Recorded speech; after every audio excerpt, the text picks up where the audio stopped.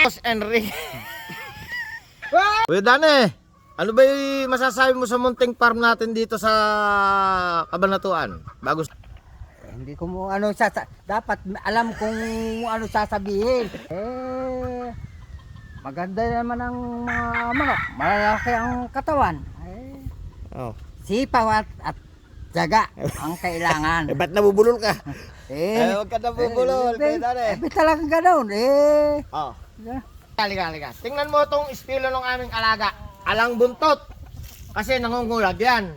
Ngayon, yung mga kasamahan niya, binili na. Dinala ng Bacolod. Mga bulek ay talagang mga laging panalo. Oh. Kaya maglalahi din ako noon. Ano ba yung bukol? Saka na. Ano yung bukol eh? Kuya Dane, ano ba yung nakurso na dahon mong manok dyan? Anong kulay? Wala. Pula. Ayan yung mga winning line din namin ng isang bloodline na talagang mananalo. Yan ang aming pinagtsatsagaan na winning line namin ni Boss Enrique.